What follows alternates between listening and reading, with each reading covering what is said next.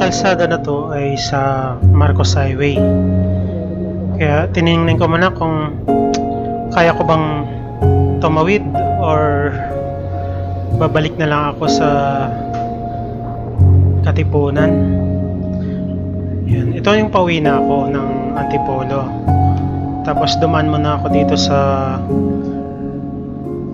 Ilog ng Marikina.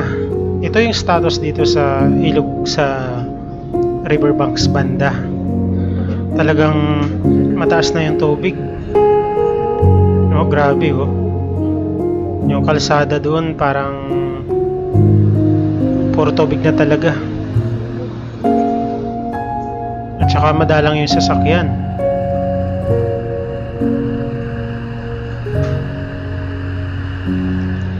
Tapos nag-decide na ako na dumiretso na.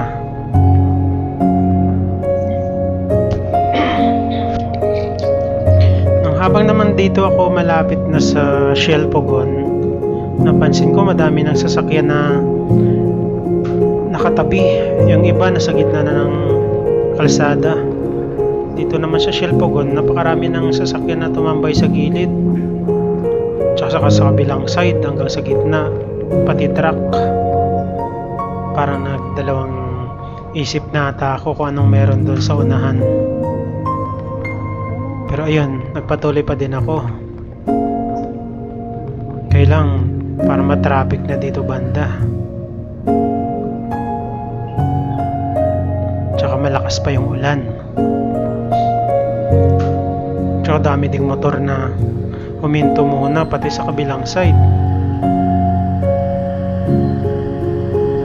Talagang parang sa unahan may baha na talaga.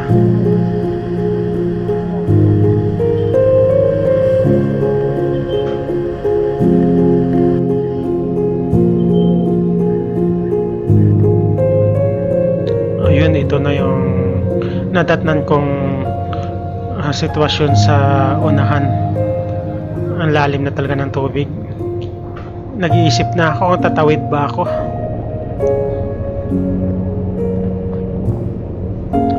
Ito, may nakita akong ibang tinutulak yung mga motor pero nasa gilid na kami ng nasa gitna na to ng kalsada.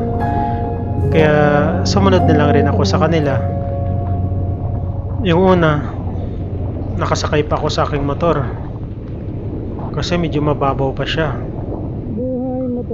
Pero kung mapapansin nyo, yung pinakagilid ay malalim na talaga, kabila ang side. Pero yung iba matitibay, nasa bandang gitna pa, tapos nakaandar pa yung motor. Pero karamihan nagtutulak para sigurado, lalo na pag medyo mababa yung motor. Pero may mga sasakyan din na sinusubukang tumawid.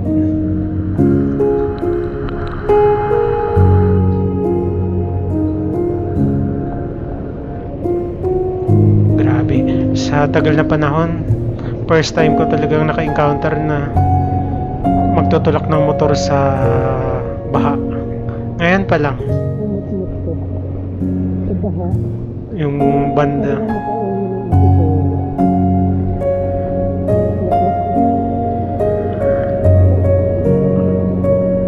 Pero may ibang mga sasakyan talaga na malakas din ang loob eh. Sila nakakatawid oh. Hilux. Ibang motor, grabe oh. Nakasuwong talaga. Pero ako nag-decide na ako na patayin ko na lang yung makina ng aking motor at saka ilalakad ko na lang. Yung kabilang side na shakies, chowking. Oh, grabe, lubog po sila talaga oh.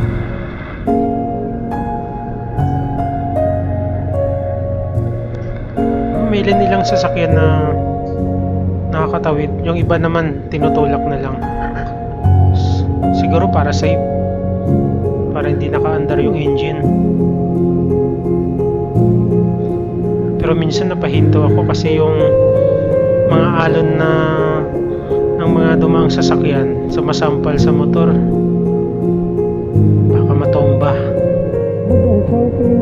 Ang daming matibay oh. Umaandar pa yung motor.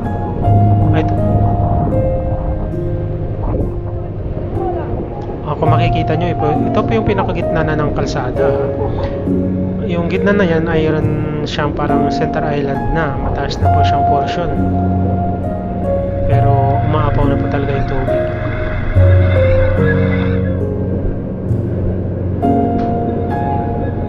Ito po yung buhay namin talagang nagmumotor. Lalo na kapag sa baha. Wala kang magawa kasi kailangan magtrabaho. Lalo na yung trabaho mong no work, no pay. Saka minimum wage pa. Kailangan talaga kumayod tsaka pumasok. Mahirap po kaya mag-text nang hindi ako makapasok kasi mabaha. Maganda na siguro yung talaga may pruweba. Tsaka mabuti na lang po dito, nakapag-decide na ako na umuwi ng maaga. Siguro kung na-late pa ako, malamang hindi ako makauwi. Ang problema ko pa, basa na talaga ako ng ulan. Damit ko lahat. Pero pagdating naman po dito sa unahan banda, meron na ditong portion na mababaw.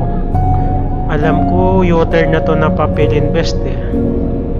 Ayun, medyo mababaw na siya.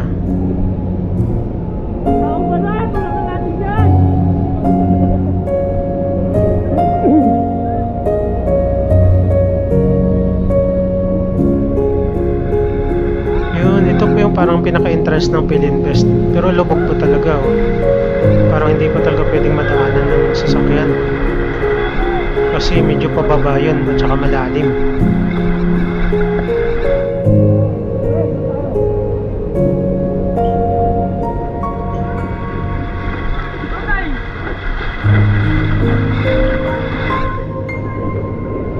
Oh, itong isa oh, tinulak pa. Akala ko kanina, sinuong po talaga yung baha.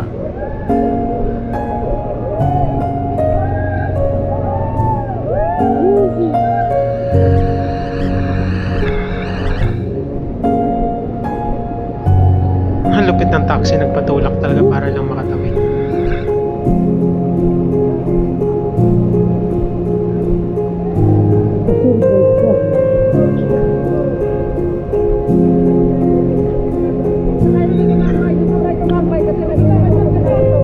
Dito banda, medyo mababaw na talaga. Kaya lang dun sa bandang gitna na yun, hindi talaga pwedeng tawiran talaga ng mga sasakyan. Dito po yung mga motor nagpapato.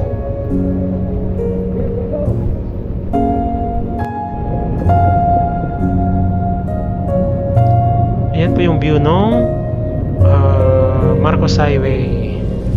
Grabe, lalim na. Pero paglagpas po doon ng Pilinvest, ito naman yung paakyat na ng Sumulong. Yung tubig lang ay nasa gilid lang po talaga. Pero alam ko sa gilid na yan, malalim na eh. Kasi itong kalsada ng Marcos Highway, mataas pa to eh. Dito wala na pong gaanong tubig. Pero may tumatambay ng mga rescue team. Ako pati itong gas station parang nalubog na rin po pala. Lalim na rin po yung tubig sa kanya.